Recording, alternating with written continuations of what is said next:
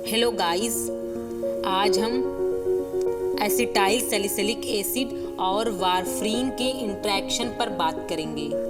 पहले हम acetyl salicylic acid discuss करेंगे, उसका मैकेनिज्म देखेंगे, उसका क्लिनिकल यूज़ देखेंगे।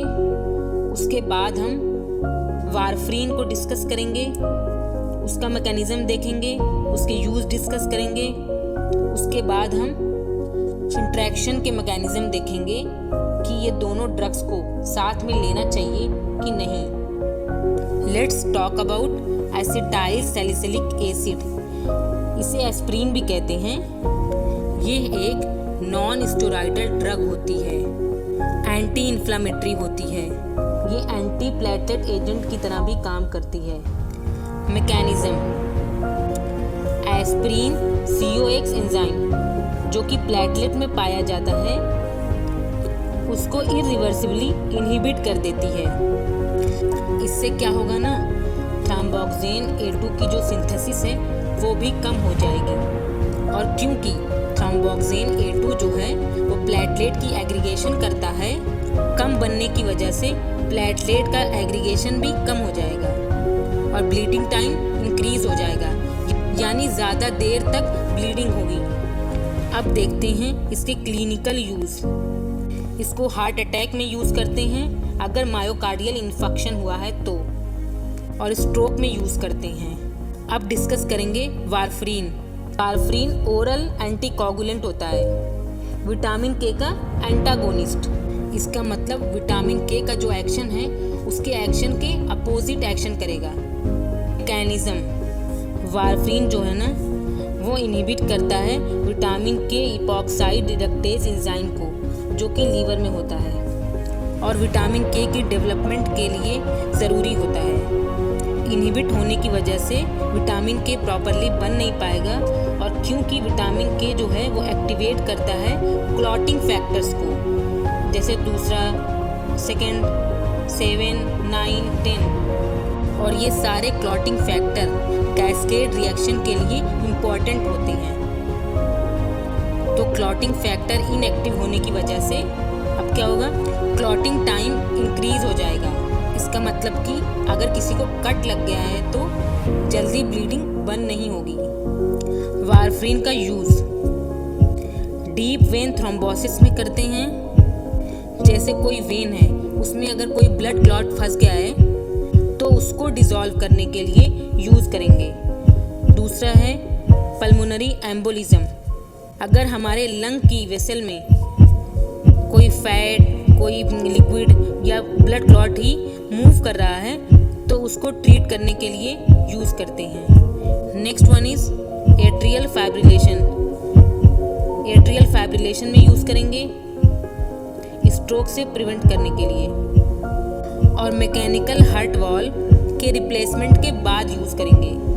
इंट्रैक्शन ऑफ एस्प्रिन एंड वारफरीन, दोनों का एडिटिव एंटी कोएगुलेटिव इफेक्ट होगा। इसका मतलब कि दोनों मिलकर कोएगुलेशन प्रोसेस को रोकेंगे। अब देखते हैं कि कौन क्या कर रहा है। एस्प्रिन जो है वो प्लेटलेट के एग्रीगेशन को रोकेगी, यानी प्लेटलेट को एग्रीगेट ही नहीं होने देगी।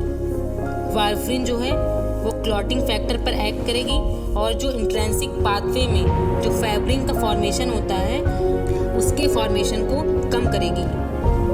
Protein binding competition: warfarin 99% plasma albumin से टाइटली बाइंड करता है। अब अगर आपने एस्प्रिन भी ली हुई है तो एस्प्रिन वारफरीन को रिप्लेस कर देगा और ख़ुद एल्ब्यूमिन से बाइंड हो जाता है।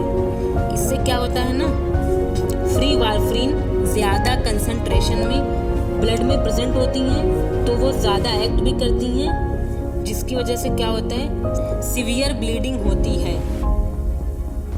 The next one is gastrointestinal damage. अब हम देखेंगे कि स्टमक और इंटेस्टाइन पे क्या फ़र्क पड़ता है अगर हम ये ड्रग लेते हैं साथ में। एस्प्रिन स्टमक लाइन को इरिटेट कर देती है, जिससे गैस्ट्रिक म्यूकोसा जो है वो डैमेज हो जाती है। और वारफरीन तो पहले ही ब्लीडिंग टेंडेंसी इंक्रीज कर रहा मिलकर जीआई ब्लीडिंग को ड्रामेटिकली इंक्रीज कर देंगे। जब दोनों को एक साथ यूज करेंगे ना तो डबल थिनिंग इफेक्ट आता है। उसकी वजह से ब्लीडिंग का रिस्क ज़्यादा बढ़ जाता है। आई होप कि ये वीडियो आपको पसंद आई होगी, आपके कंसेप्ट क्लियर हुए होंगे। और अगर कोई एस्पिरिन के बारे में ज़्यादा डिटेल में जानना चाहता है तो मेरी एस्पिरिन और पैरी की जो वीडियो है उस पर आप विजिट कर सकते हैं। मैंने उसमें डिटेल में फंक्शंस डिस्कस किए। और अगर आपको एसिटाज़ोलामाइड के बारे में जानना है तो आप हमारी प्लेलिस्ट चेक कर सकते हैं। अब हम कुछ क्वेश्चंस डिस्कस कर लेते हैं जो जीपैट में आपको हेल्प करेंगे।